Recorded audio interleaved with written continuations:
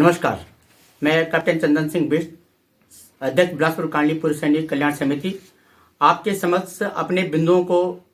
इस प्रकार से रखना चाहता हूं। सबसे पहले जन जीवन मिशन, घर घर नल घर घर जल, ये माननीय प्रधानमंत्री की योजना है, जिसको कि उनका ये मिशन है कि वर्ष 2024 तक हर घर तक नल हो और नल में जल हो। लेकिन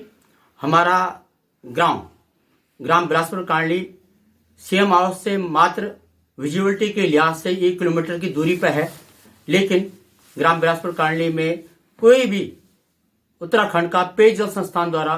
कोई भी योजना नहीं है। ये हमारे लिए चिंता का विषय है, जिससे कि हमको ये लगता है कि ग्राम बिलासपुर कांडली उत्तराखंड से ये एक अलग गांव है, जिसमें कि कोई भी योजना लागू नहीं होती है या जनता इसको लाना नहीं चाहती है। इसके ऊपर मैं थोड़ा ये कहना चाहूँगा कि 22 जून 2018 को हमारे उत्तराखंड के स्वर्गीय पेयजल मंत्री प्रकाश पंत महोदय द्वारा लगभग 2.25 करोड़ की योजना का शिलान्यास गांव में किया गया था, लेकिन आज की तिथि तक उस पर कोई कार्रवाई नहीं हुई है। इसमें यह लगता है कि जो हमारा गांव है उसकी जो पेयजल उप समिति है, इस योजना को, जो कि भारत सरकार की योजना है, जो राज्य सरकार की योजना है, घर घर नल घर घर जल की योजना को जनता के पास नहीं लाना चाहती है। उसका कारण ये भी हो सकता है कि जैसे कि आप लोगों को भली भांति पता है कि एक पेयजल उपभोक्ता से 250 रुपये प्रति माह पेयजल का शुल्क लिया जाता है, जो कि अगर हमारे गांव की औसतन जो उपभोक्ता हैं अगर 600 को माने तो 600 × 250 हुआ लगभग 1.5 लाख रुपया प्रति माह होता है। अगर हम इस उपभोक्ता को अगर साल भर में कन्वर्ट करते हैं तो यह लगभग 18 लाख प्रति वर्ष होता है, जो कि उपभोक्ता पेयजल समिति बिलासपुर कांडली उपभोक्ताओं से लेती है। और इसके हम जैसे बात करना चाहेंगे कि एक ग्राम पंचायत का कार्यकाल 5 साल होता है और 18 लाख × 5 वर्ष का हम करें तो लगभग 90 लाख रुपये ये उपभोक्ता जो पेयजल समिति है ये उपभोक्ताओं से अर्जित करती है पेयजल के शुल्क के रूप में। और इसके अंतर्गत मैं आपके संज्ञान में ये भी डालना चाहता हूँ कि ग्राम बिलासपुर कांडली एक विकसित गांव नहीं है, यह विकासशील गांव है, जिसमें कि अगर हम औसतन ये लें कि हर वर्ष यानी कि प्रति वर्ष अगर 20 नए परिवार बनते हैं तो एक परिवार से पेयजल उप समिति लगभग 10,000 रुपया नया कनेक्शन का लेती है, जो कि अगर हम 20 जो पेयजल उपभोक्ता नए हैं उनका हम 1 साल का गणना करते हैं तो वह लगभग 2 लाख प्रति वर्ष होता है। और इसी के माध्यम से जैसे मैंने पूर्व में कहा कि ग्राम पंचायत का कार्यकाल 5 साल होता है। अगर हम 5 साल का आकलन कर रहे हैं तो पेयजल उपभोक्ता जो नए पेयजल उपभोक्ता हैं लगभग उनसे 10 लाख धन की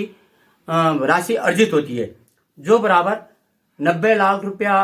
जो कि हमको 5 साल में पेयजल उपभोक्ता जो रूटीन है उनसे अर्जित हो रही थी, और इसी के तहत में 10 लाख रुपया जो नए पेयजल उपभोक्ता हैं उनसे अर्जित हो रहा है, जो कि लगभग 1 करोड़ रुपये प्रति 5 साल होता है। इससे साफ जाहिर है कि पेयजल उप समिति इस जो उत्तराखंड की या हमारे राष्ट्र की जो योजना है उसको धरातल पर नहीं लाना चाहती है। और इसके साथ साथ मैं ये भी आपके संज्ञान में डालना चाहता हूं कि जो नए कनेक्शन धारक होते हैं पेयजल संस्थान यानी कि उत्तराखंड से, उसका जो शुल्क है वो मात्र 26 रुपये है, लेकिन यहाँ पर 10,000 रुपये लिया जाता है। हमारा कहने का मतलब है कि इस शुल्क को हम तब कम कर सकते हैं जब पेयजल समिति या उत्तराखंड का कोई योजना हमारे गांव में आए। और ये भी आप गांव के अंदर में कई परिवारों को ऐसा आप पूछ सकते हो कि यहाँ गांव में हर तीसरे दिन पानी खुलता है, और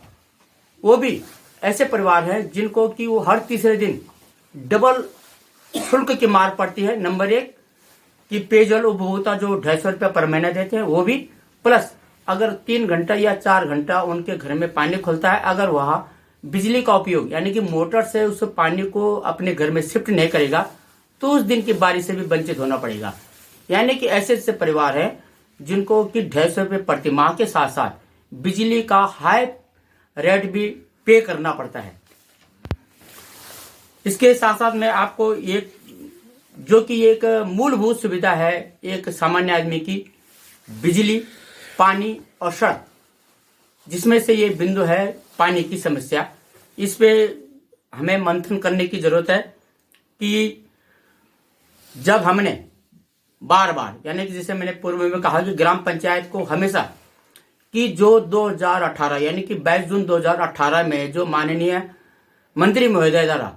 पेयजल का शिलान्यास किया गया था 102 करोड़ की, उसका धरातल में क्या प्रोग्रेस हो रही है और उसमें क्या संज्ञान लिया जा रहा है। तो हर बार हमारे साहब लोग संज्ञान लेने के लिए गए कि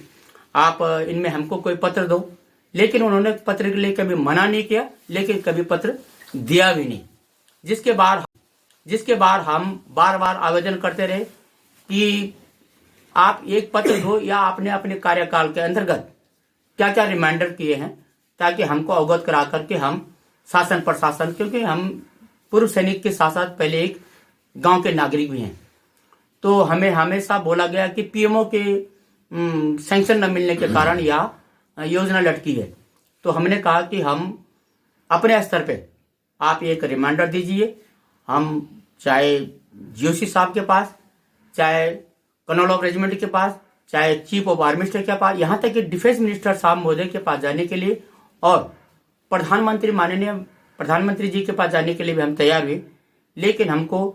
कोई भी अभी तक पत्र नहीं दिया गया। जिसमें पूर्व सैनिक समिति ने 10 जनवरी 2024 को एक निर्णय लिया कि ग्राम पंचायत हमको कोई भी एविडेंस देने के लिए तैयार नहीं है, तो क्यों ना हम इस मुहिम को शुरू करें, और जिसमें कि सभी कार्यकारिणी के पदाधिकारियों और सभी जनता ने ये इसमें से यह विश्वास दिलाया कि हम पहल करें और जीओसी साहब को पत्र लिखें, जिसके आधार पे हमने यानी कि बिलासपुर कांडली पूर्व सैनिक समिति ने 14 जनवरी 2024 को माननीय जीओसी 31 सवेरिया मोदी के पास गए कि साहब हमारे यहाँ लगभग 102 करोड़ की योजना जो है वो 90%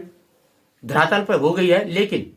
मात्र 10% यानी कि 2.5 किलोमीटर जो कि डिफेंस लैंड के अंतर्गत आता है उसका परमिशन दीजिए, ताकि हम जो घर घर नल घर घर जल की योजना का लाभ उठा सके।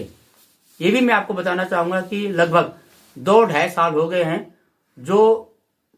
नल जमीन के नीचे आज भी जंग से जीर्ण शीर्ण हो गए हैं, उसका संज्ञान लेने वाला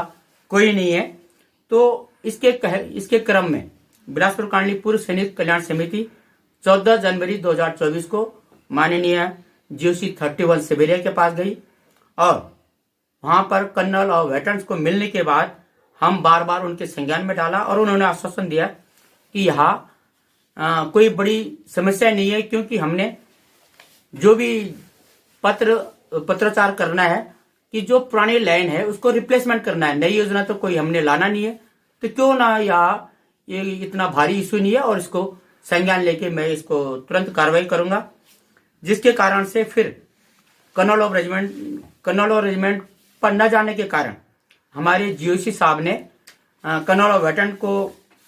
दिशा निर्देश दिए और हमारी समिति फिर पेयजल संस्थान उत्तराखंड के अधिशासी अभियंता महोदय के पास गई कि हमको इसमें कोऑपरेट करने का कष्ट करें। तो उन्होंने हमको काफी कोऑपरेट किया और डीओ कार्यालय में कर्नल ऑफ वेटरन ने हमको कहा कि आप वहां जाकर के इसकी रूपरेखा का पता करो, जिस कारण से हम 31 जनवरी 2024 को और 5 फरवरी 2024 को फिर डीओ कार्यालय में गए। डीओ कार्यालय के माध्यम से ज्वाइंट सर्वे की परमिशन मिल चुकी है और उसके साथ साथ जो काम होना है, काम होने की जो परमिशन है, परमिशन को भी हमने ऑनलाइन के माध्यम से सबमिट कर दिया है, जो कि सक्सेस हो चुका है और जिसका एप्लीकेशन नंबर है 160202400741, जिसके तहत यह कार्य शीघ्र धरातल पर पूरा होगा। और इसमें हमारे जो पेयजल संस्थान के अधिशासी अभियंता महोदय ने हमको काफी कोऑपरेट किया और उन्होंने आश्वासन दिया कि जैसे ही इस एप्लीकेशन पे ऑनलाइन की प्रक्रिया पूरी होगी, हम तुरंत इस काम को करके जो पुरानी जीर्ण से लाइनर को है उसको बदली कर करके ग्राम बिलासपुर कॉलोनी में पेयजल संस्थान का एक सिस्टम बना करके सबको पानी की आपूर्ति करेंगे। अगर यहाँ पानी की आपूर्ति हो जाती है, यहाँ होगी, ये हम सब आप लोगों के माध्यम से ही है, ताकि जनता के ऊपर जो करोड़ों रुपए का आर्थिक बोझ पड़ रहा है यहाँ बिल्कुल शून्य हो या बिल्कुल न्यूनतम हो, या पेयजल संस्थान उत्तराखंड के माध्यम से जो लागू है वह इससे मिले। और एक जो मूलभूत सुविधा है घर घर नल में घर घर जल, उसकी सुविधा हमको मिले और हर एक व्यक्ति को पहले तो दिन में 3 बार, नहीं तो कम से कम दिन में 1 बार स्वच्छ पानी मिले। और यहाँ हमारा अधिकार भी है। तो मैं सभी जनता से ये अपील करता हूँ कि इस कार्रवाई को और इस मैसेज को आगे बढ़ाएं, ताकि हमारे गांव के अंदर जो कि मात्र जैसे मैंने पूर्व में कहा कि सीएम आवास से सिर्फ 1 किलोमीटर की दूरी पर होने के उपरांत भी हम पानी से वंचित हैं। जब हमारा गांव इतनी दूरी पर होने के बाद भी वंचित है, तो आप लगा सकते हैं कि अपना जो उत्तराखंड का आखिरी गांव है माना, उसका क्या हाल होगा। लेकिन नहीं, उसकी हालत हमारे इससे बिलासपुर कॉलोनी से अच्छा है। और हम मानते हैं कि भाई 1947 में हमारा देश आजाद तो जरूर हो गया, लेकिन सिर्फ आजाद हुआ है दूसरे देशों से। लेकिन हमको आज भी महसूस होता है इन लगभग 75-76 वर्षों में कि सिर्फ सत्ता परिवर्तन हुआ, दूसरे देशों का राज्य हटा है, लेकिन अपने ही राज्य के ऐसे लोग जो कि इस काम को कर रहे हैं और जो कि इसको नहीं होने दे रहे हैं। तो मैं सभी से अनुरोध करता हूं, इस मूलभूत सुविधा के साथ में सब आगे बढ़े और हर एक व्यक्ति को इस वर्ष के अंतर्गत और जल्दी से जल्दी अपना जो मूलभूत सुविधा है पानी की सुविधा मिले। बहुत बहुत धन्यवाद।